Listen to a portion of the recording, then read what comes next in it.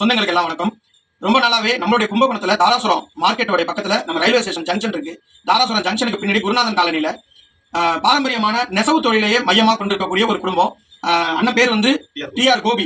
கிட்டத்தட்ட 10 வயசுல இருந்தே நெசவு தொழில் தான் அவங்களுடைய குடும்பம். அவங்க அம்மா பாத்தீங்கன்னா வயசானவங்களா இருக்காங்க.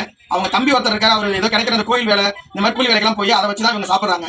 சுமார் எவ்வளவு நாள் அவங்களுக்கு பேரலிசிஸ் இருக்கு? 3 வருஷத்துக்கு முன்னாடி இவருக்கு வந்து ஒரு பக்கவாதம் வந்து ஒரு கை கால்கள் செயலிருந்து இந்த ஏந்திரிச்சு நடக்க முடியாத சூழ்நிலையில இருக்காரு.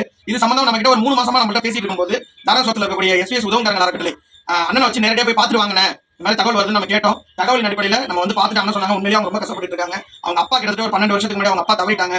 வயதான ஒரு அம்மா வச்சுட்டு ஏதோ கிடைக்கிற கூலி வேலைக்கு போற அவங்க தம்பியோடைய சொற்ப வருமானத்துல தான் இவங்களோட வாழ்க்கை ஓடிட்டு இருக்கு. இவங்களுடைய அத்தியாவசிய தேவை என்னன்னா, மாதம் உணவுக்கு ஒரு தேவையும் சுமார் ஒரு 5 மாதங்கள் 5000 ரூபாய் மருந்து செலவு தான். அந்த 5 மாதங்கள் ஒரு ட்ரீட்மெண்ட் எடுத்துட்டா அந்த மாத்திரை சாப்பிட்டா கண்டிப்பா குணமாயிடும்னு சொல்லி டாக்டர் சொல்லியிருக்காங்க.